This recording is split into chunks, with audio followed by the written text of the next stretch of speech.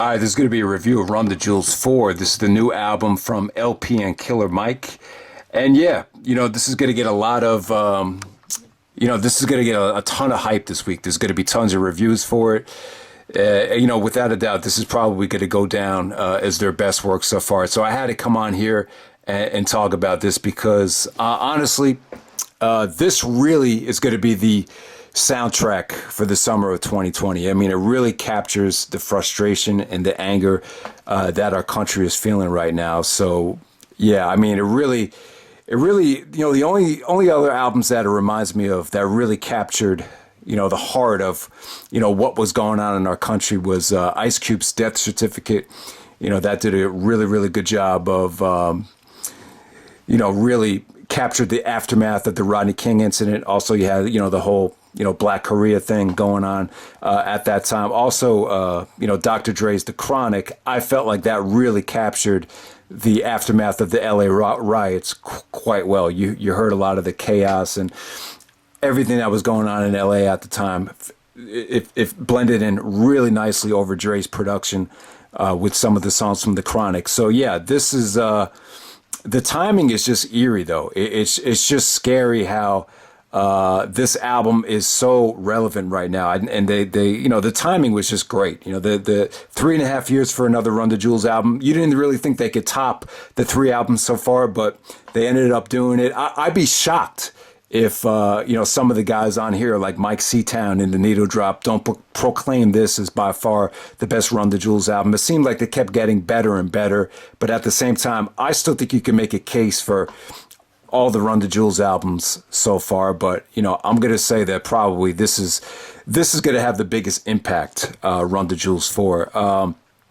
So if you guys haven't heard of them, and I'm sure there probably are some people out there that don't know the backstory, but LP is actually a white rapper from Brooklyn. He was an independent rapper back in the 90s. He was in a group called Company Flow. They got signed to an awesome independent record label called Raucous Records. So they got a lot of buzz back in the late 90s, but, they didn't get the respect that they deserved in the Source magazine, at that time. But, eventually LP actually hooked up with Killer Mike. And LP did his Cancer for Cure album, his last solo album. And the same year, he actually produced Killer Mike's rap music. So that's the last time both of these guys have released solo work. So, as a group together, they've been more successful. And it's rare. A lot of times a solo artist would make more money and be more successful. But they've been more powerful. They've been more profitable as the Run the Jewels group. And yeah, man, they've just had a magical decade in terms of, putting out quality albums. But yeah, so we start off with Yankee and the Brave. The Yankee is, LP is actually from Brooklyn, so he's representing the Yankees. Killer Mike is actually from Atlanta, so he's representing the Braves. But this is probably the hardest song of the album. This really went out. The police brutality here. Mike really went into depth about the former cop turned cop killer that actually was forced to commit suicide by the cops. He went on that talking about how the media brainwashed the public into thinking one thing led to another. But that was probably the angriest and most aggressive track on the album. Just a great way to start off the album. I really thought it was very relevant, for them to start the album off that way. Then we go to probably the most catchiest song of the album. We go to Ooh La La, featuring Greg Nice from Nice and Smooth. And DJ Premier did some of the scratches here. Premier did not do the beat. But yeah, this has a pretty nice story here. It's kind of an homage to 90s hip hop.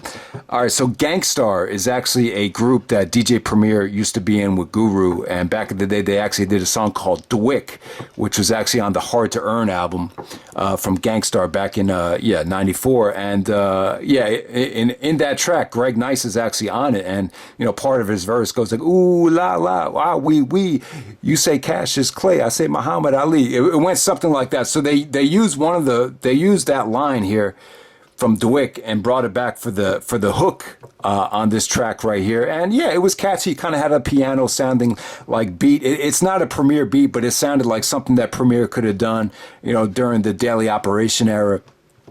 with Gangstar. But yeah, the star of of the show right here is LP and Killer Mike. They sounded great over that beat. Definitely good stuff. Next up, we have Out of Sight featuring 2 Chainz. The beat here is very distorted, very abrasive. It's really reminiscent of some of the stuff that LP did. The track that LP did on the Handsome Boy Modeling School album, where it just sounded like so distorted that maybe you thought something was wrong with the beat. But, sometimes, LP goes for that really, noisy production here. And that's what happened here. It really sounded like, a throwback to the DOC. And even Shine did, he actually did this beat with the That's Gangster song. It's kind of like that. Do, do, do, do. You could tell he kind of just flipped that beat that DOC and Shine made famous back in the day. And 2 Chainz had a good feature. I actually really, really enjoyed his feature. It was short, it was sweet. There was some clever wordplay with, the ABCs with the air condition line. I thought that was pretty cool. All right, so next up you had Holy Clamafuck. This is definitely another standout track. What I remember about this is the beat switch. The song started off kind of slow paced in the beginning, and then the beat switch. It's going to come off really, really well if they ever, get back to doing concerts. That came off great. And speaking of concerts, I really thought the next track, Goonies versus E.T., is a track. Sounded like it could have blended in well with, Run the Jewels 3. A lot of the beats on that album, but this probably Goonies versus E.T. Just the sound of it definitely has a nightclub concert type of feel to it, and yeah, just another banger right there. All right, so Walking in the Snow.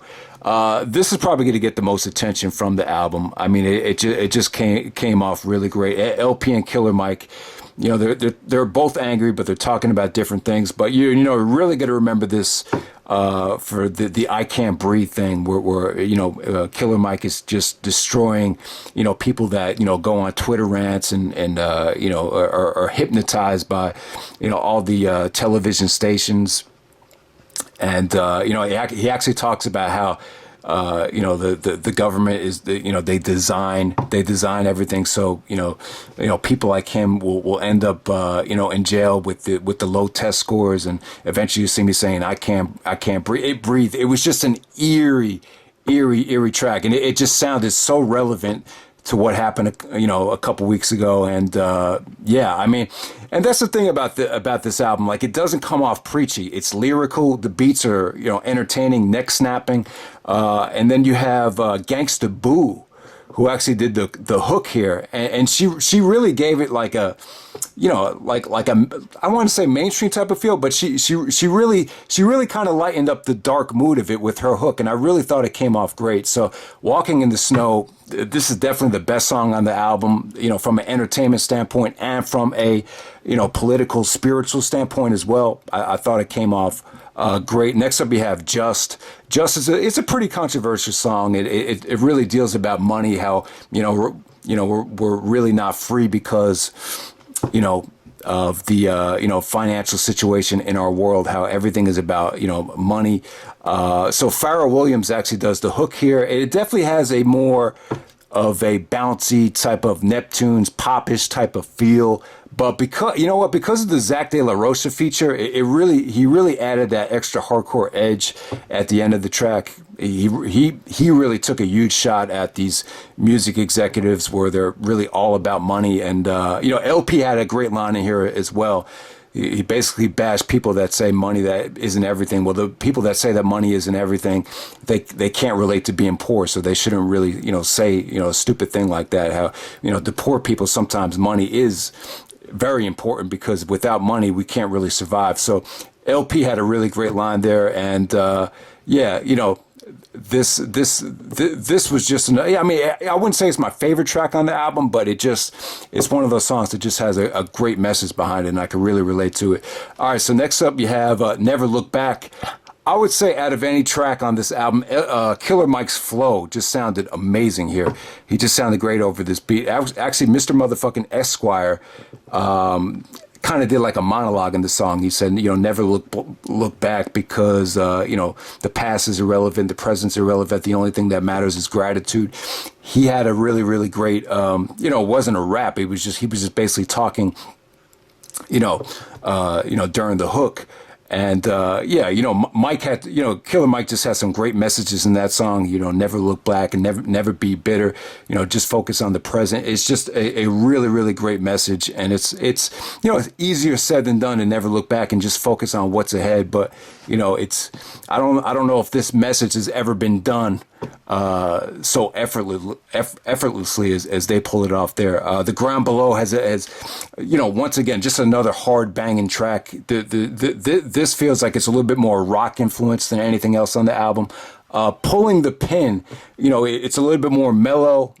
It actually features more of an R&B hook from the feature here, but I would say in terms of the message and in terms of just what they were talking about, is probably the most layered track on the album. Then a few words from the Firing Squad, Radiation, the ending here, a perfect way to end the album. It very reminiscent of the feeling Kill Your Masters got on Run the Jewels 3, just the way they ended it. They definitely kind of mellowed it out for the ending, but the message was still probably just the way they ended it, just the way Killer Mike ended the track. It was probably, one of his best verses from the album. He really talked about how, his mother passing away really had a huge effect on him. LP had a great verse as well. I mean, this was just an awesome way to close out the album here. Definitely one of the better songs on the album. I just think everything here came out great. I would say from lyrically, this has got to be the best work that Run the Jewels have done together as a team. I just think, you just felt like a lot has happened since the last album. You could just feel like they took their time. It just really, really came out well. And production-wise, I don't know. I would say from a production standpoint, it doesn't sound much different than a lot of the other albums. I think you could still argue that Run the Jewels 3 had the best production, but yeah, man, I have no gripes about the production here. I mean, the beats are exactly what you would expect. There's not one bad track here. Like even Illmatic had kind of a dry spot on the album. Maybe One Time for Your Mind would be, that one dry spot. But here, it's really tough to pick. For my personal taste, I'd probably say Pulling the Pin would be my choice for, maybe if I had to pick one song that would probably be the low of the album. But yeah, but still, even that song just has some great stuff behind it. So yeah, man, this is an awesome album. Everybody check it out. It definitely is something that you need to hear in the summer of 2020.